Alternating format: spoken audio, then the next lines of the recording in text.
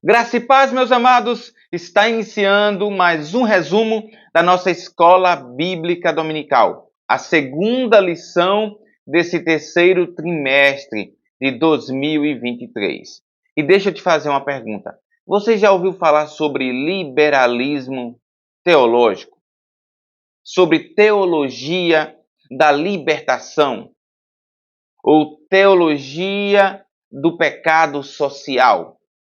Eu quero dizer a priori para você que isso são males, são criações do homem para distorcer as verdades bíblicas. E eu te explicarei nesta presente lição, a segunda lição, na qual tem por título a deturpação da doutrina bíblica do pecado. Sem mais delonga, fica comigo, pois hoje iremos estudar sobre martiologia. Você sabe o que é martiologia? Se você não sabe, eu irei te explicar nesse momento.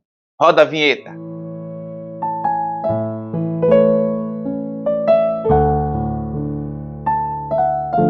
Seja bem-vindo, meu irmão, seja bem-vinda, minha irmã.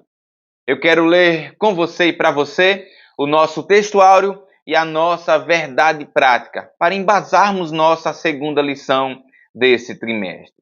A nossa verdade prática se encontra em Romanos, capítulo 3 e o versículo de número 20. Acompanhe comigo aí na tela, por favor. Por isso, nenhuma carne será justificada diante dele pelas obras da lei, porque pela lei vem o conhecimento do pecado. Nossa verdade prática nos diz: o pecado de Adão arruinou toda a humanidade. Contudo, Jesus Cristo pode regenerar o pecador.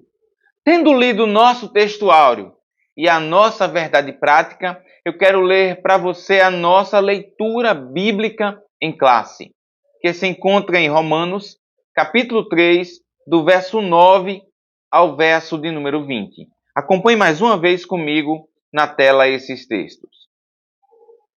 Pois que somos nós mais excelentes? De maneira nenhuma, pois já dantes demonstramos que, tanto judeus como gregos, todos estão debaixo do pecado. Como está escrito, não há um justo, nenhum sequer.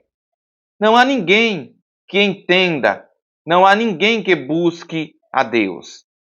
Todos se extraviaram e juntamente se fizeram inúteis. Não há quem faça o bem, não há nenhum só. A sua garganta é um sepulcro aberto. Com a língua tratam enganosamente.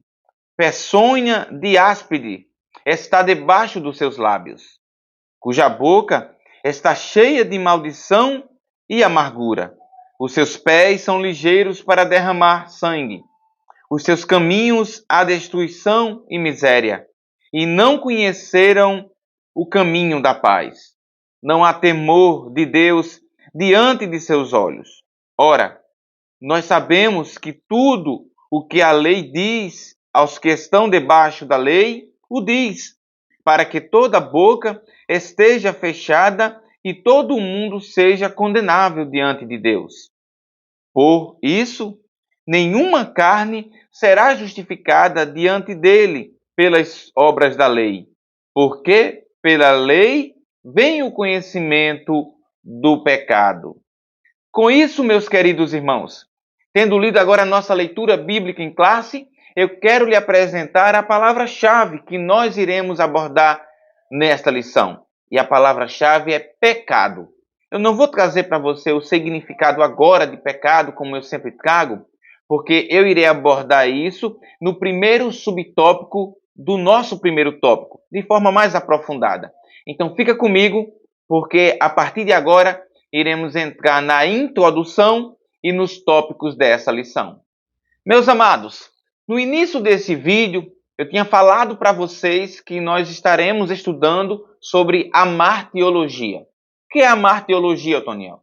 De forma bem simples para você, a martiologia é a doutrina do pecado, ou seja, é uma área da teologia em que nós estudamos e entendemos sobre o pecado, como ele veio ao mundo e como ele feriu a humanidade. no seu todo, nós estudamos na amartiologia sobre justamente isso, a doutrina do pecado. E por que eu falo isso? Porque nesta lição nós estamos falando da perturbação, né? A deturpação da doutrina justamente do pecado. A mudança, essa palavra que sempre tem sido usada, a ressignificação, né? Eu falei na lição anterior, aquilo que era pecado para a humanidade deixou de ser pecado, agora é relativo. Por que é relativo? Porque eles partem de pressupostos criados por eles mesmos. Porque quando olhamos para a Bíblia Sagrada, aquilo que é pecado sempre foi pecado e continuará sendo pecado. E a Igreja de Cristo, fundamentada na palavra de Deus, continuará seguindo ela fielmente e constantemente, sabendo que o que Deus definiu como pecado é pecado, o que Deus definiu como é certo, e o que Deus definiu como errado é errado. Você viu, meu querido, que nessa lição o autor traz aqui a carta aos Romanos, uma carta maravilhosa, uma das cartas mais importantes do apóstolo Paulo. Não é que as demais não sejam, mas a carta aos Romanos nos traz um peso maravilhoso. Você percebe que ao longo da trajetória do cristianismo, vários expoentes, pais da igreja, se converteram lendo a carta aos Romanos. Eu posso citar para você Martinho Lutero, eu posso citar para você Agostinho de Hipona, entre tantos outros. Pois bem, nessa carta o apóstolo Paulo vai trazer de forma bem clara, principalmente para aqueles judeus arrogantes, de que eles careciam, necessitavam de salvação do mesmo modo que os gentios, que os gregos também precisavam.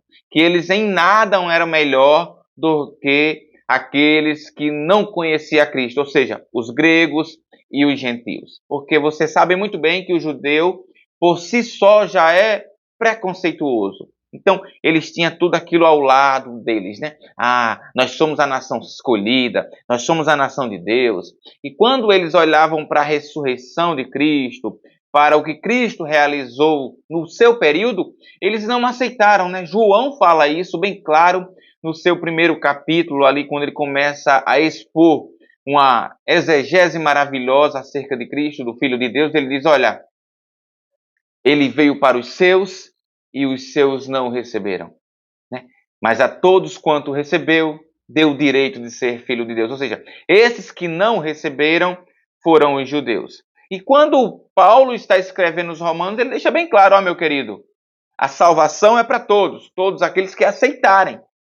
Inclusive vocês, não é o fato de vocês serem judeus que vocês não precisem nascer de novo. Partindo agora para a nossa lição, e eu informei para você que eu ia trazer a definição de pecado. Dentre tantos termos da palavra pecado, eu posso destacar para você um substantivo hebraico. É a palavra chata, cuja raiz dessa palavra significa errar o alvo. E eu destaco para você aqui a priori, meu querido irmão, Gênesis, capítulo de número 4 e o verso de número 7. E Jesus diz a seguinte coisa, nosso Deus, se bem fizerdes, não haverá aceitação para ti. Isso é uma pergunta, se bem fizerdes, não haverá aceitação para ti? E se não fizerdes bem, o pecado jaz à porta, e para ti será o seu desejo, e sobre ele dominarás. Isso nosso Deus falando para Caim. Pois bem, ainda dando continuidade a essa palavra, eu destaco a palavra agora no grego. E no grego é a palavra amartia, justamente o que a gente falou sobre amartiologia, né? A amartiologia vem justamente dessa palavra grega amartia, que possui a conotação de quê? De erro moral, ou seja, errar o alvo. Então, pecar é o quê? É transgredir as leis do Senhor. E todo aquele que peca, que transgride as leis do Senhor, ele errou o alvo, ele saiu do caminho correto, ele saiu do caminho que Deus estabeleceu para ele. Eu quero também ler alguns outros textos para você, para fundamentar a nossa fala. 2 Pedro, capítulo de número 2, e o versículo 13 e 14 diz assim: recebemos o galardão da injustiça, pois que tais homens têm prazer nos deleites cotidianos.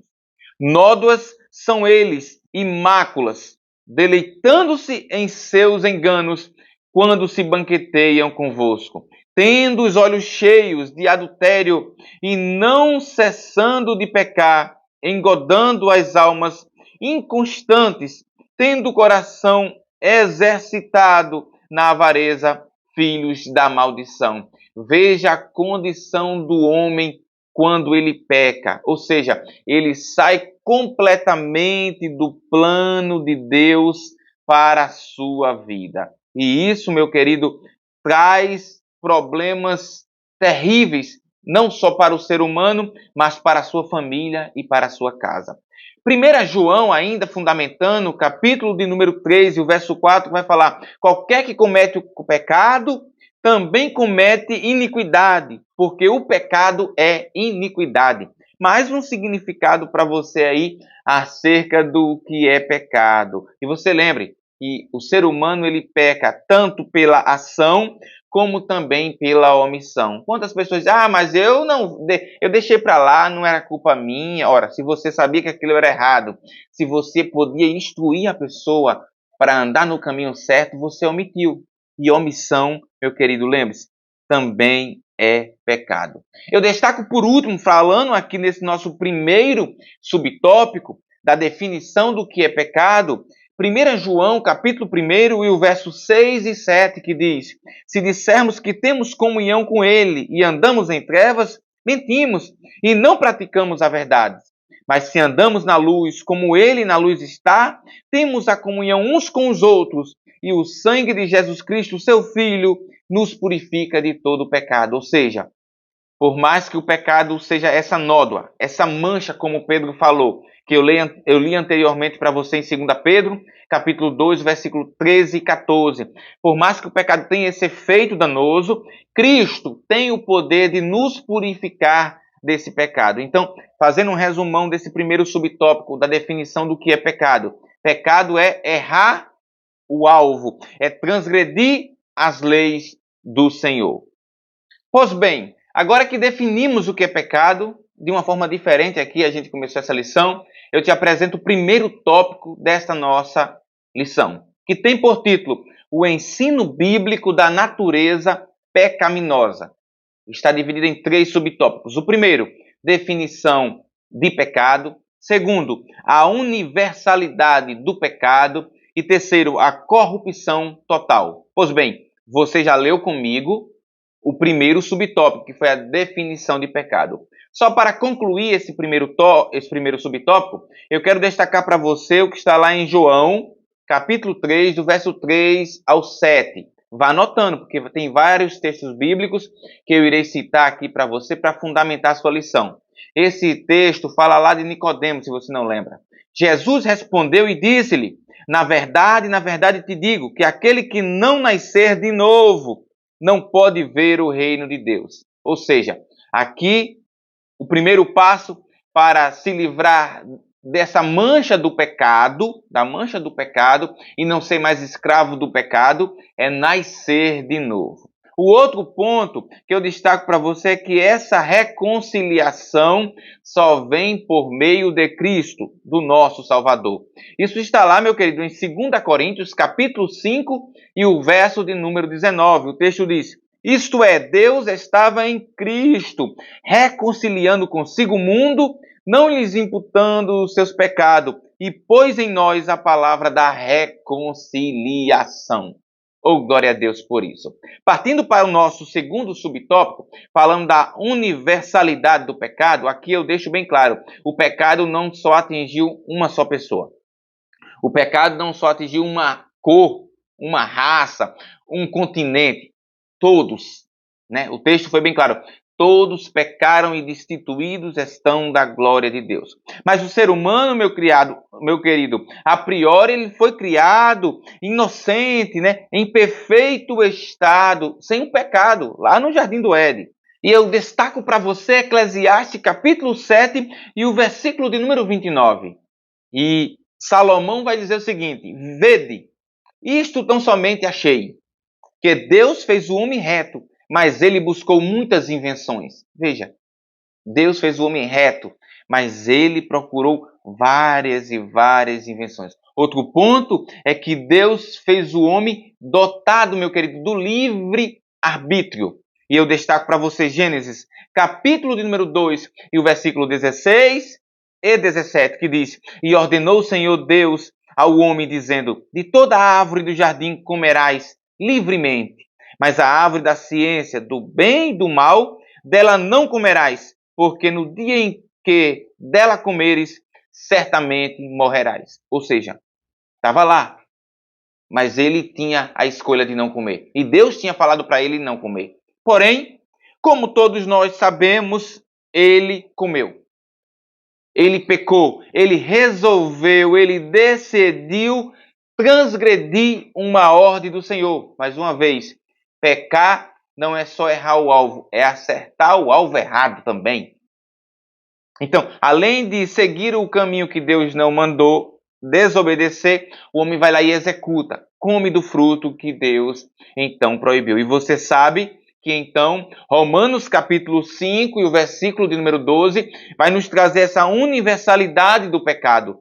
Quando o apóstolo Paulo diz: pelo que, como por um homem entrou o pecado no mundo, e pelo pecado a morte, assim também a morte passou a todos os homens, por isso que todos pecaram. Olha lá, a morte passou para todos, não apenas para metade, não apenas para um continente, mas para todos, nos mostrando aqui que esse pecado é universal. E o autor da revista destaca para nós a seguinte coisa: entenda muito bem isso. Apesar de corrompido pelo pecado, a natureza humana pode ser eficazmente regenerada pela fé em Cristo. E eu destaco para você Romanos 3 e o versículo de número 24. Sendo justificados gratuitamente pela sua graça, pela redenção que há em quem? Em Cristo Jesus. Ou seja, essa redenção vem por meio de Cristo.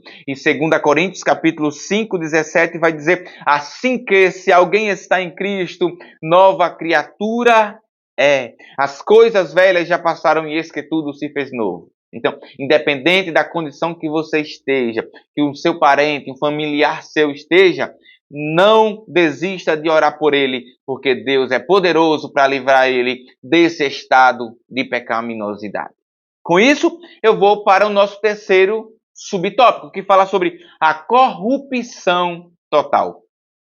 E a corrupção total aqui, o autor vai falar que é do estado de corrupção mental, moral e espiritual da natureza humana. Ou seja, por completo, o homem não está apenas uma parte do seu corpo em pecado, ou seja, ele não está apenas na ponta do pé, não só um pedacinho, mas ele está por completo. O autor deixa bem claro, principalmente no texto da leitura que nós lemos: não há um justo, nenhum sequer. Não há ninguém que entenda, não há ninguém que busque a Deus. Veja, nessa situação de pecado, o homem está envolvido por completo. Até, como a gente fala aqui em Pernambuco, até o tutano ele está envolvido em pecado. Romanos ainda, meu querido, citando Romanos, capítulo de número, eu destaco para você, 5,19, diz: porque pela desobediência de um só homem, muitos foram feitos pecadores. Assim, pela obediência de um, muitos serão feitos justos. Oh, glória a Deus, que o nosso bendito Salvador veio para nos salvar e nos trazer essa maravilhosa graça que nós não merecíamos, mas Ele, com esse tão grande amor, nos doou. Com isso, eu te convido para nós irmos para o nosso segundo tópico dessa lição. Mas antes de ir, eu te peço, ei, ativa o sininho, se inscreve. Se você é novo nesse canal, nos ajude se inscrevendo, ativando o sininho para receber as notificações. Teremos várias citações bíblicas para fundamentar a sua aula, tanto você professor quanto você aluno. O nosso intuito é te ajudar e o que nós te pedimos é de graça. Curte, compartilha, comenta, se inscreve, nos dê essa moral nos ajudando a crescer esse canal e que mais pessoas venham ser impactadas pela palavra de Deus, assim como você já o é. Vamos para o nosso segundo tópico. O nosso segundo tópico tem por título As Teologias Modernas. Está dividido em 3 subtópicos também, a saber, primeiro, teologia do pecado social. Segundo, teologia da libertação. E terceiro, liberalismo teológico. Pois bem, meu querido, esse tópico é o cerne do tema da lição, ou seja, deturpação da doutrina do pecado. É nessa lição que nós aprenderemos, nesse tópico, perdão, no segundo, que nós aprenderemos sobre três principais teologias que têm deturpado essa ideia vinda da palavra de Deus. A primeira delas é a do pecado social. E eu aqui remonto para você dois tópicos muito importantes. Primeiro, o Concílio Católico de Medellín, ou seja, na Colômbia, em 1968, e o outro em Puebla, em 1979, no México.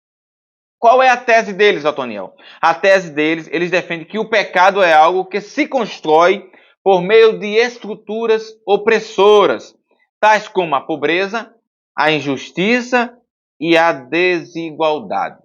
Pois bem, você entendeu comigo no tópico anterior a definição de pecado, como o pecado surgiu, ou seja, através da desobediência humana. Primeiro ponto que eu destaco para você nessa teologia é que a teologia tira a responsabilidade do ser humano desse pecado. Pois bem, como você pode ver, ele vai aqui definir a teologia do pecado social, de que este pecado que o homem comete é resultado do meio opressor que ele vive. Ou seja, é resultado da pobreza, da injustiça e da desigualdade. E não de uma decisão do homem de pecar, de transgredir as leis do Senhor. Você percebe que aí há uma fuga de responsabilidade do pecado. Ou seja, o pecado pode vir de várias origens.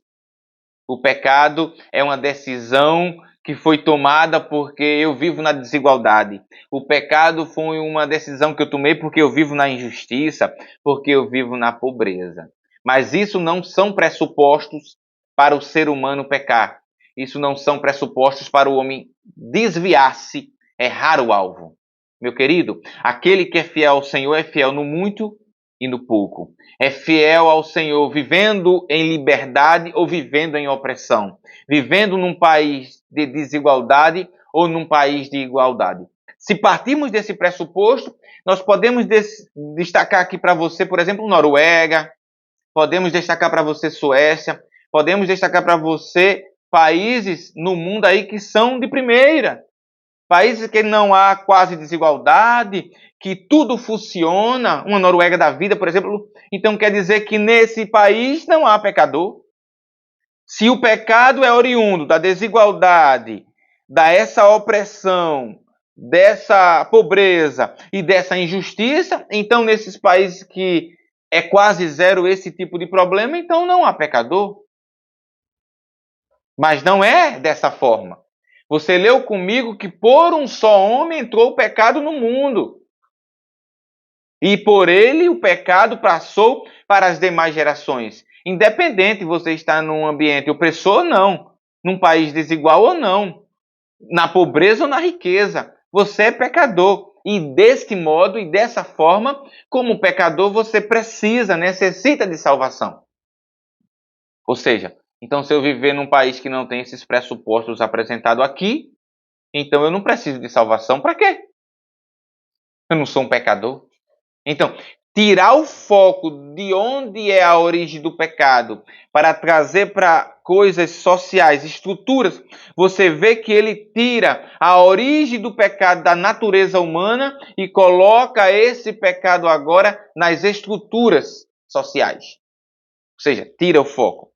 Mas eu destaco para você o que está lá em Mateus capítulo 23 e o versículo 27 e 28. O texto diz: ai de vós, escribas e fariseus, hipócritas, pois que sois semelhantes aos sepulcros caiados, que por fora realmente parecem formosos, mas interiormente estão cheios de ossos de mortos e de toda a imundícia.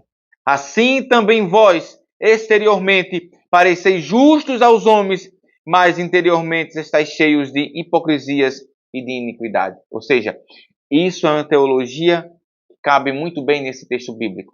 Parece bonito, parece encher os olhos da humanidade. Porém, esses líderes, esses falsos mestres, esses falsos teólogos que ensinam esse tipo de coisa, estão igual a esses fariseus e escribas.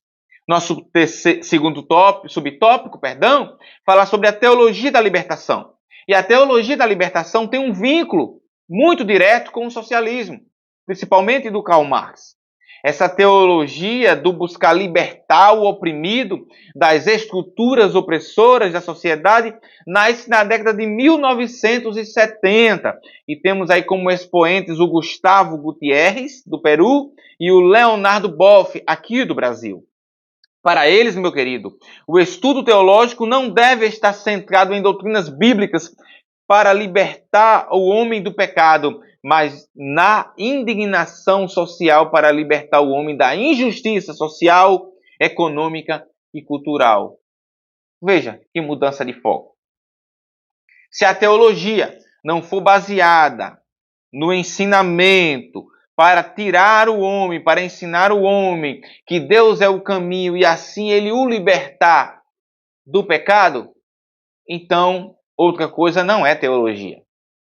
Porque a teologia deles tira o foco de libertar esse homem do pecado. Veja, é teologia da libertação. Poderia ser muito bem libertar o homem do pecado, mas pelo contrário, deixa de lado a parte principal, o foco de Cristo que veio aqui nos libertar do pecado, para libertar o homem de quê?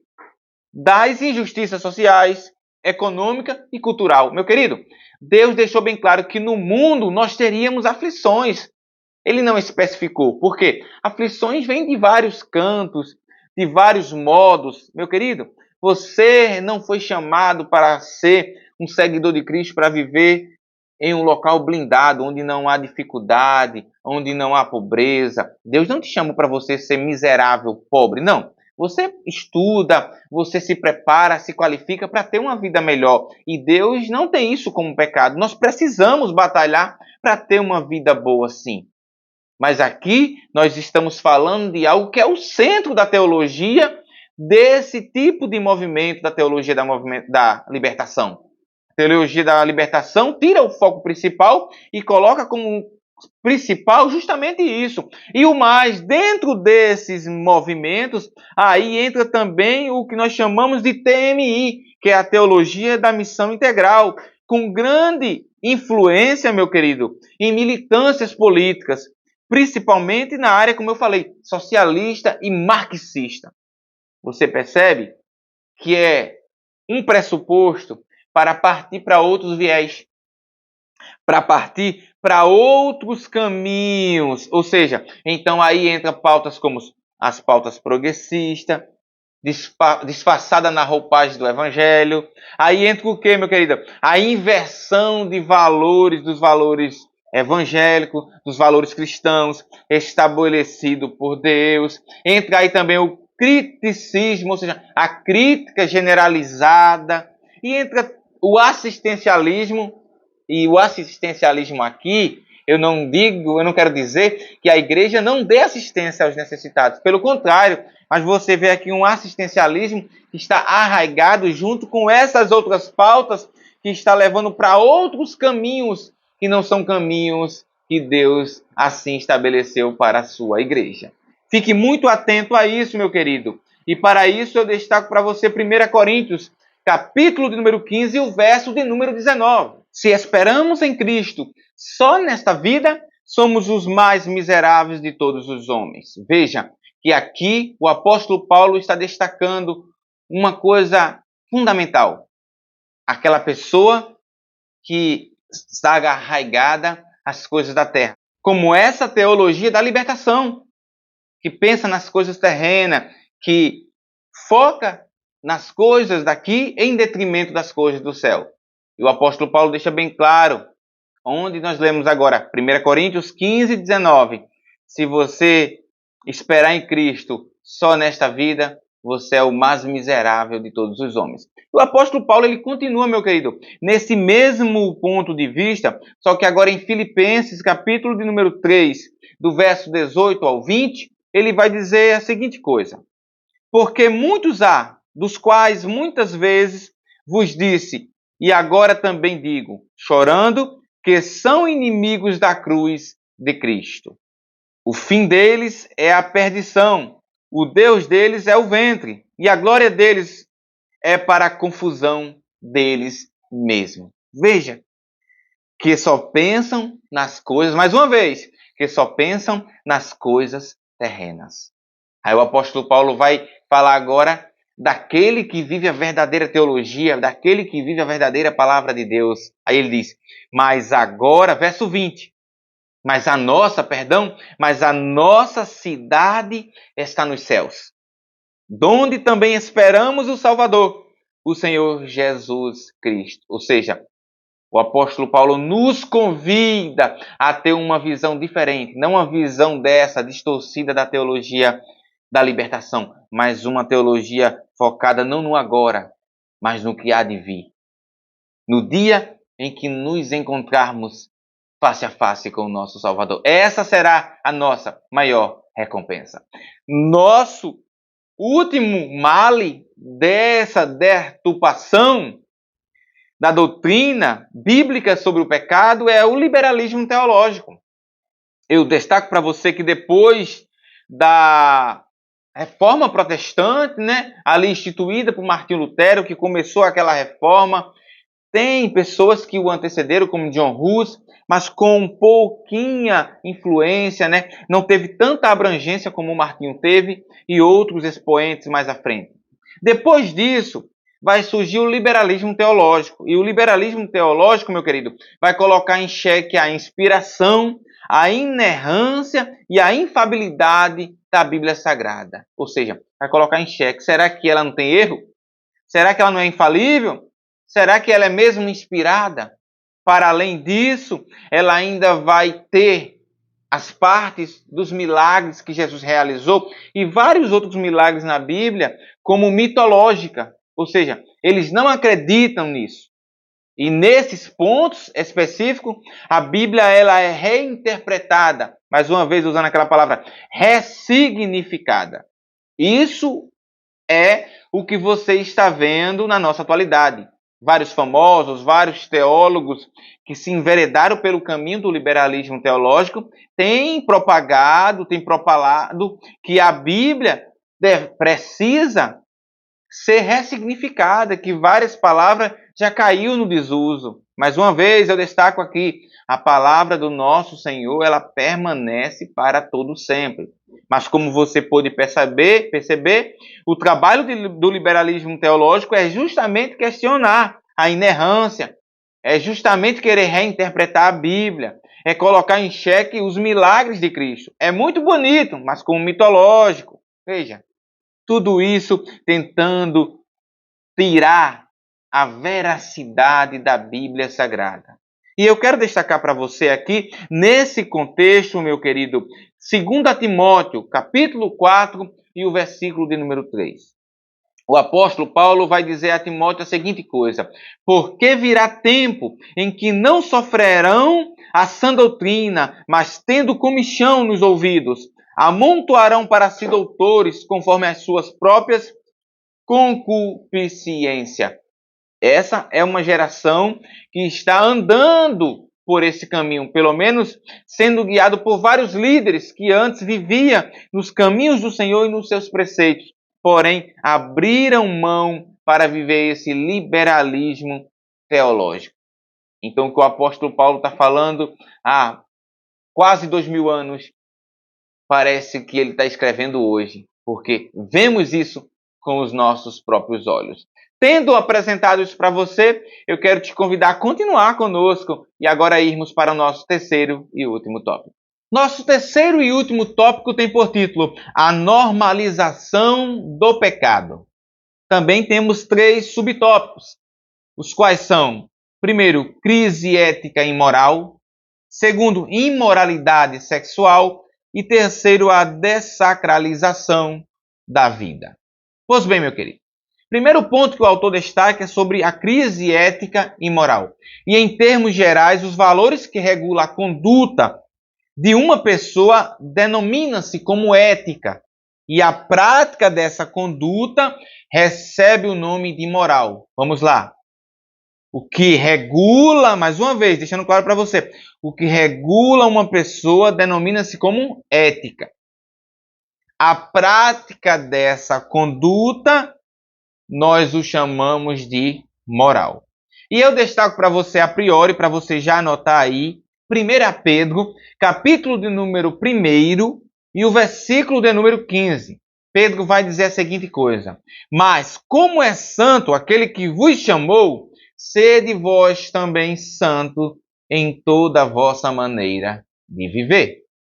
Veja bem, porque esse texto cabe muito bem aqui. Porque a nossa geração, em grande maioria, tem vivido uma crise ética e moral. Essa crise é oriunda daqueles problemas que eu te apresentei. Apenas alguns problemas de tantos outros, como a teologia da libertação, liberalismo teológico, a teologia do pecado social. Isso que tem afetado o meio cristão, fora as pessoas que já vivem de forma deliberada essa crise moral. Uma crise que pode ser vista no seu viver, por onde ele trabalha, na sua comunidade e na sua família. Essa pessoa, como não tem princípios sólidos, mas vive princípios, como eu sempre falo, dessa sociedade líquida que muda bastante, então é uma pessoa que não tem fundamentação, que não tem substância, e desse modo ele não tem assim uma ética e uma moral sólida, mas vive de momento. Uma hora ele está ali, uma hora ele está acolá, uma hora ele acredita que é verdade, uma hora ele acredita que não é verdade. E então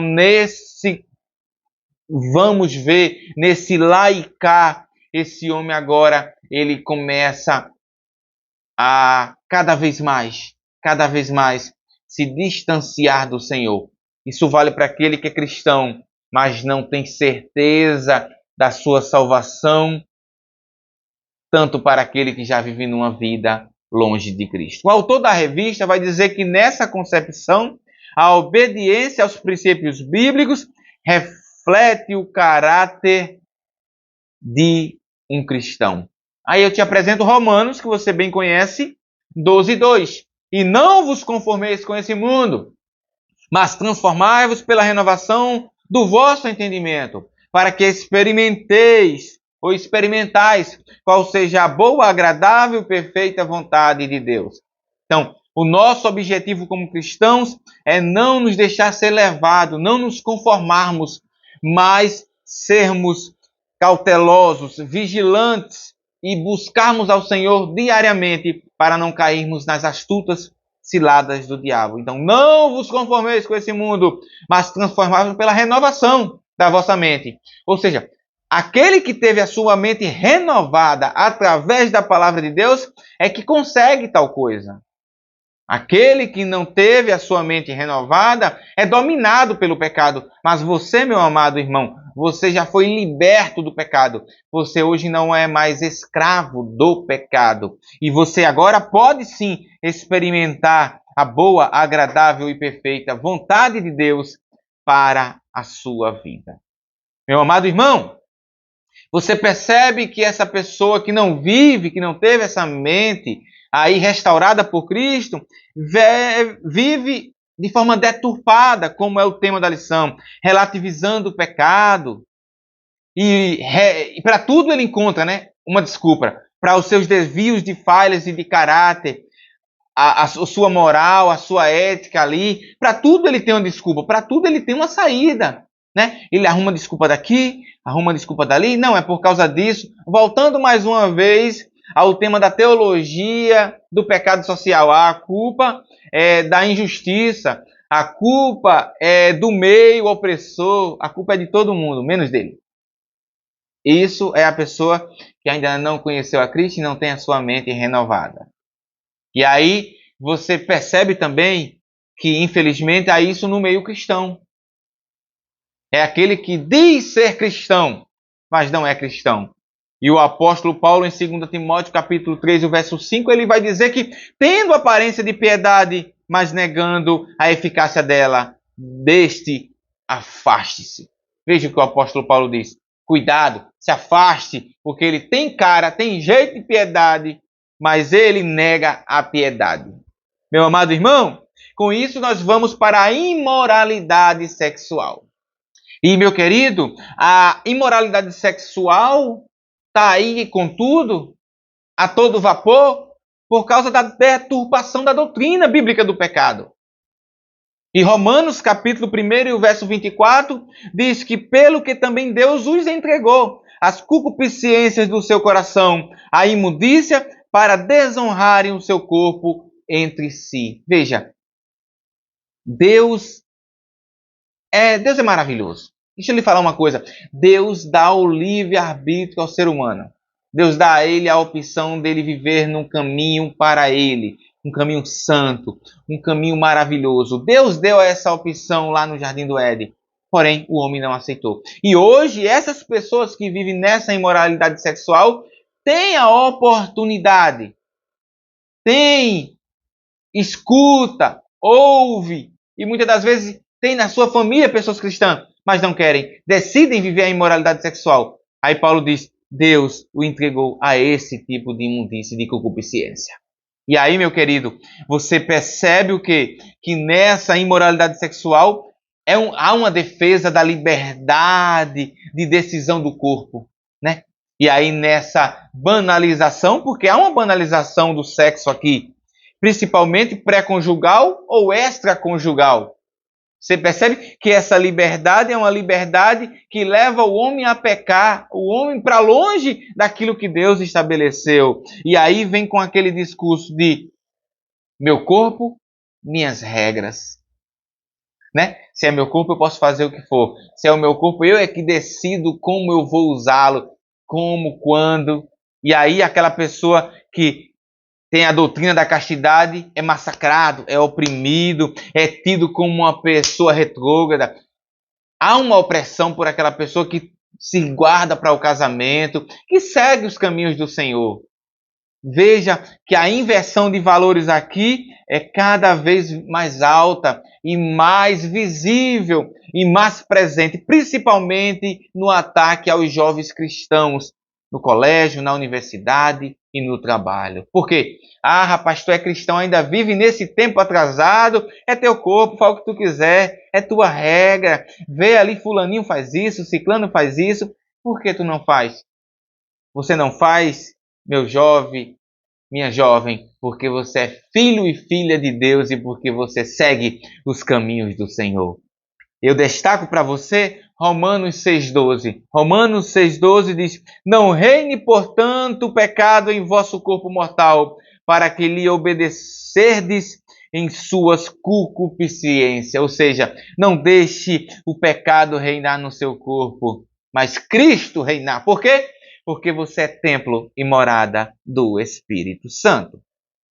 Outro ponto que eu destaco para você aqui, que nesse aspecto de afrouxamento, porque há um afrouxamento aqui, como você pode perceber, moral, o ensino da ideologia de gênero, a erotização da infância é promovida, a luxúria, a licenciosidade, o pecado é tolerado. Veja, coisa que a Bíblia não ensina, a tolerância ao pecado, a família é desconstruída e a santidade é negligenciada. Ó, outro ponto importante que eu destaco para você aqui, a santidade sendo negligenciada.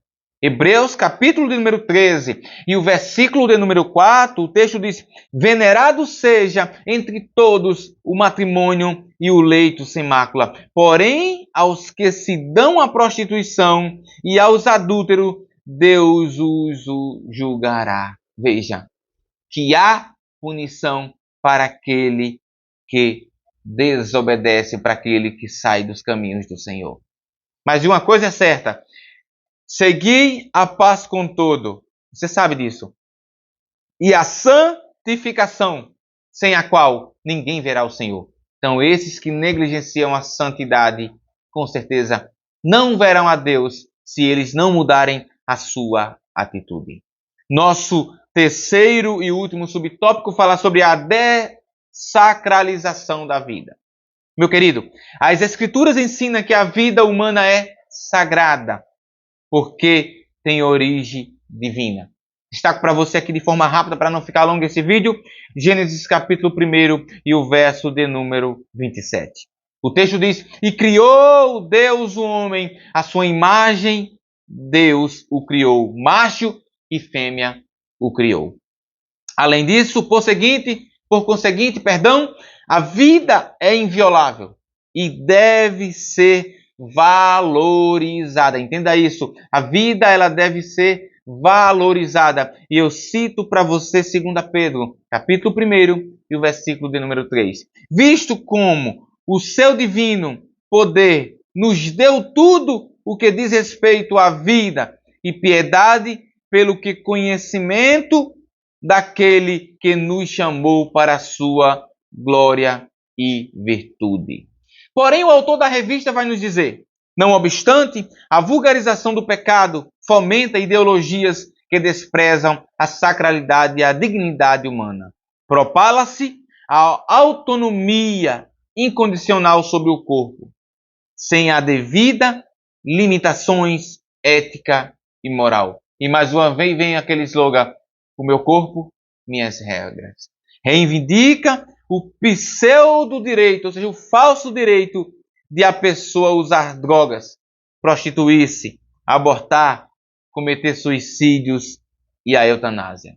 Assim, o corpo, que é o templo do Espírito Santo, é profanado. A criatura, de modo proposital, afronta a vontade do Criador.